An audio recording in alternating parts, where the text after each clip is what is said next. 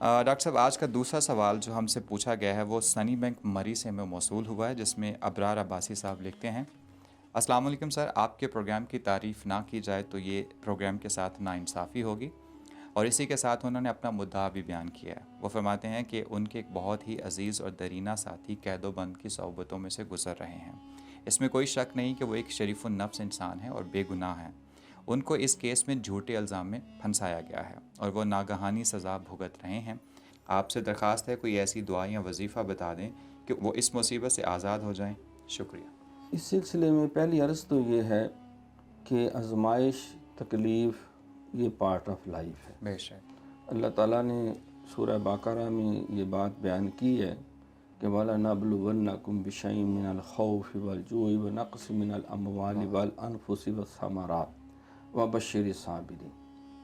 وہ پوری آیت، الَّذِينَ إِذَا أَصَابَتْهُم مُّصِیبَةٌ قَالُوا إِنَّا لِلَّهِ وَإِنَّا إِلَیْهِ رَاجِعُونَ اولئک علیہم صلوات من ربہم ورحمہ واولئک هم المہتدون۔ اللہ کریم فرماتے ہیں کہ میں تمہیں ضرور آزماؤں گا، خوف سے، بھوک سے، جانوں کا نقصان، مالوں کا نقصان، سبزیوں کا، کھیتوں کا، جو بھی انسان کے پاس زندگی گزارنے کی جمع پونجی ہے، وبشر الصابرین۔ اور پھر کہا کہ انہیں خوشخبری سناؤ جو صبر کرتے ہیں، وہ حق راستے کو نہیں چھوڑتے۔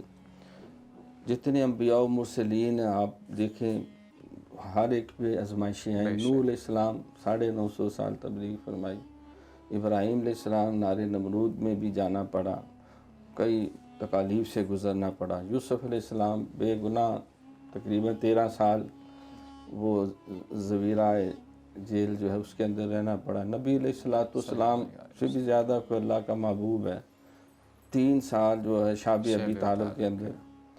تو دیگر بھی بزرگان دین کی سیرت جو ہے، تو بعض اوقات نہ کردہ گناہوں کی بھی انسان کے لیے آزمائش بن جاتی ہے، اور راہ حق پہ چلتے ہوئے بھی بعض اوقات آزمائش آ جاتی ہے۔ تو ہمیں حکم یہ ہے کہ ہم اللہ تعالیٰ کی طرف رجوع کر کے رکھیں اور اللہ تعالیٰ کی بارگاہ سے اپنے گناہوں کی بخشش اور معافی مانگتے رہیں۔ غلطی ہوئی ہے تب بھی معافی مانگتے رہیں، غلطی نہیں ہوئی تب بھی معافی مانگتے رہیں، کیونکہ کوئی پتہ نہیں ہوتا، انسان بعض کا اللہ معاف کرے کوئی بڑا بول دیتا ہے، یا کسی موقع پہ کوئی ایسی سخت خطا ہو چکی ہوتی ہے، لیکن اس وقت بندہ اس کے اثرات بد سے کسی وجہ سے محفوظ رہ جاتا ہے، بچ جاتا ہے، لیکن کسی اور جو ہے جرم میں یا نہ کردہ جرم کے اندر خواہ وہ بیچارہ پھنس جاتا ہے۔ تو اللہ کریم چاہتا ہے کہ بندہ مومن آخرت کے جو حساب کتاب اور اس کی جو سزائیں ہیں اس سے اس کو بچائے، یا تو سچی توبہ کر لے، یا پھر دنیا میں یہ آزمائشیں تکلیفیں جو ہیں یہ کفارہ سیئات بھی ہیں، توشہ آخرت بھی ہیں، ذریعہ نجات بھی ہیں، بشرطے کہ صبر کے ساتھ اس کو انسان اللہ کی طرف سے ایک آزمائش سمجھ کے جو ہے اس وقت کو گزارے، تو یہ پھر نعمت ہے، یہ بلندی درجات ہے۔ لیکن اگر وہ گلے شکوے شروع کر دے، اللہ تعالیٰ سے بھی لڑنا بھیڑنا شروع کر دے، اور اپنے ماں باپ سے بھی، عزیز و اقارب سے بھی، اور آہی تواہی بھی کرتا چلا جائے، اور بے صبری کا بھی مظاہرہ کرے، تو وہ پھر اس کے لیے سمجھے سزا ہے، بے شک، وہ نیکی کے راستے کو بھی ترک کر دے۔ تو بڑا اچھا انہوں نے کیا کہ انہوں نے اللہ رسول کے احکامات سے رہنمائی طلب کی ہے۔ تو اس کے لیے حضرت یوسف علیہ السلام کی دعا جو ہے وہ قرآن پاک میں ہے۔ انہوں نے جب وہ قید و بند کی صعوبتوں سے گزر رہے تھے تو دعا اللہ کی بارگاہ میں کی کہ فاطر السماوات والارض انت ولی فی الدنیا والآخرہ توفانی مسلما والحقنی بالصالحین۔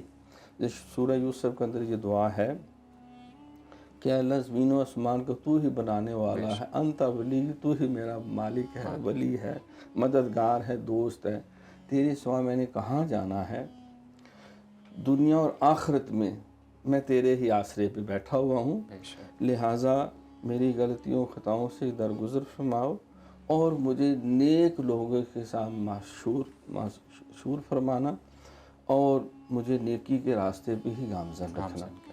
حضرت موسیٰ علیہ السلام، انہیں بھی جب فرعون نے مختلف آزمائشوں اور مصیبتوں میں پھانس دیا اور وہ بنی اسرائیل کو لے کے جانا چاہتے تھے، ان کی بھی دعا موجود ہیں، رب نجنی من القوم الظالمین، رب نجنی، اے میرے رب مجھے نجات دے، من القوم الظالمین، جو ظلم کرنے والی قوم ہے اس سے۔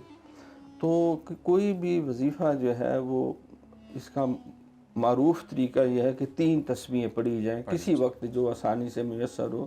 زیادہ بہتر ہوتا ہے یا عشاء کے بعد یا فجر کے بعد، اگر تہجد کا کوئی عادی ہو تو وہ بھی ٹھیک ہے۔ تو کم از کم 11 دفعہ، اور اگر پورا پڑھنا ہو تو پھر 300 دفعہ جو ہے وہ ریگولرلی پڑھا جائے اور اللہ کی بارگاہ میں رجوع کیا جائے۔ اس کے لیے آیت کریمہ بھی ہم نے دیکھا ہے، بعض لوگوں نے لا الہ الا انت سبحانک انی کنت من الظالمین، سرکار کی حدیث بھی ہے کہ 1.25 لاکھ دفعہ اگر اس آیت کریمہ کو، اس وظیفہ کو پڑھا جائے کسی بھی مشکل کے دور کرنے کے لیے، تو اللہ کریم اس پاک کلام کے وسیلے سے، اس دعا کے وسیلے سے موت بھی ٹال دیتے ہیں۔